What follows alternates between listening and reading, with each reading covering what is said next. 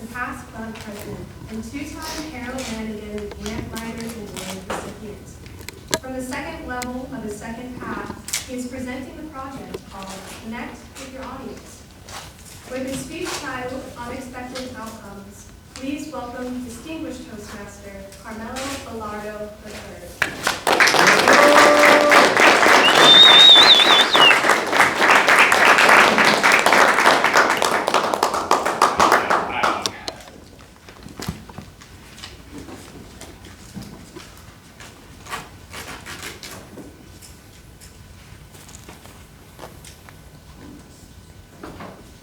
You never know what you'll get.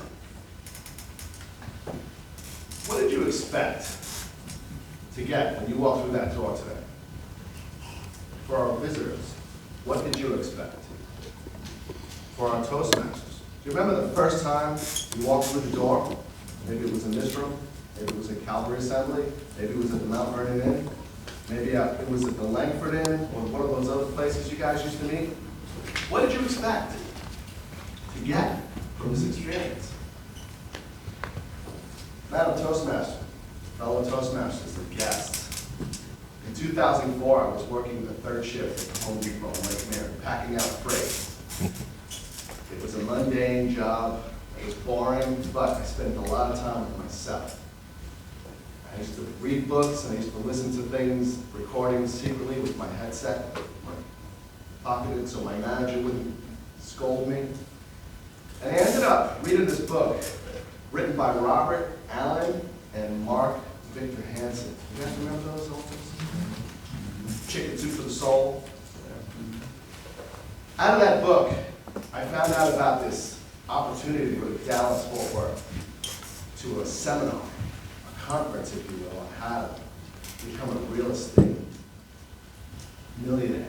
I wanted to be a millionaire. And I had to figure out a way to go. I didn't think I was going to be able to go, then I was going to go, then I couldn't go, then it was impossible, then finally I ended up in Dallas, at the airport, first thing in the morning, after working a night shift, sometimes. I had no place to stay. I had about 17 bucks in my pocket. The only thing I knew for sure was that I was in the airport, and worst case scenario, I'd get on a flight back to Orlando later that day. That's what I expected when I got off that plane and walked into that conference room. And I can't get into this story because it's too long, but they brought this tattered flag that they had. One of these guys bought. It was from some colonial time. It was tattered. And these guys had white gloves. And when they brought it onto the stage, which was in the center of the room with the audience all around, I saw that flag and I was compelled to stand up because it's the flag. And when it's presented, you rise. I had no idea who was on the other side of the room and saw me stand up. And keep in mind, I've been up all night. So when they had a break, I went to the Starbucks line to spend 5 of my $17. And someone tapped me on the shoulder. And I turned around, it was one of my best friends that I hadn't seen in a long time.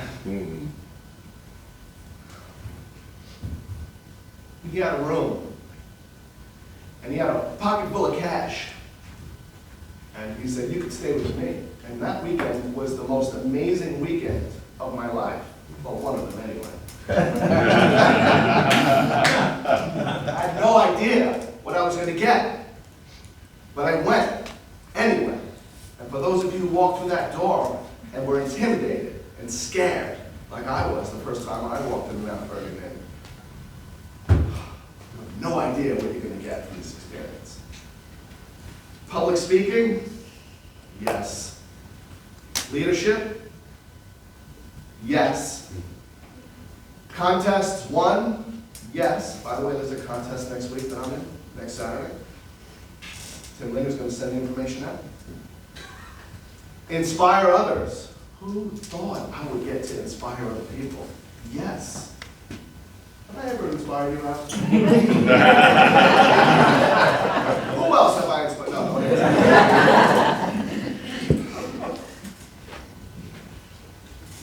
Feedback. Feedback. Do you see those little slips you have?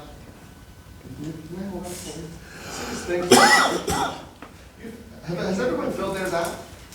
Because this is what you get after 15 years. Wow. I'll Toastmasters, if you keep those slips. And this is just one batch that I have. Feel that, huh? Is that solid? That's solid, right? I look through these every once in a while, because I don't remember my speeches. Guys like Jeff and Blake, they remember their speeches from 10 years ago, word for word. I don't. One of them says, wonderfully fun and entertaining. Sorry that Ty jumped in when he did, but that still worked.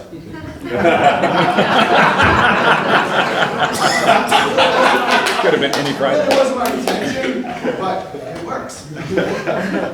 I love how you took us through the Stones concert in '81.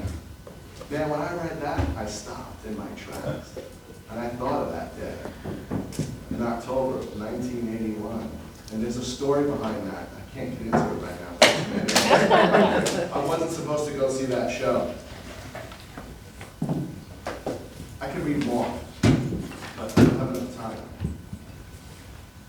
I think the most precious thing that I've got from Toastmasters, and again, who knew? Lifelong friendships.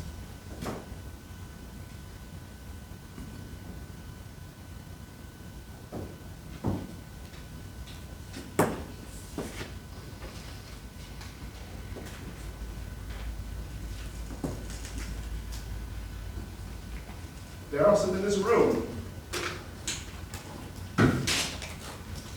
There are some who aren't with us anymore.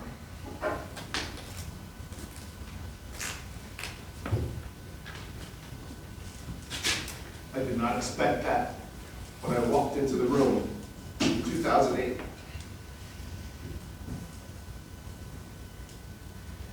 If you're a new Toastmaster, or you're a visitor,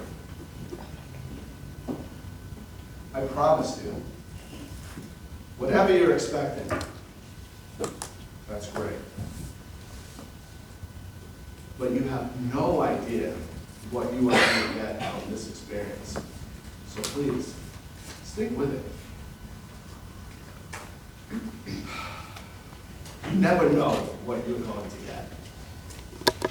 Man, Toastmaster. All right.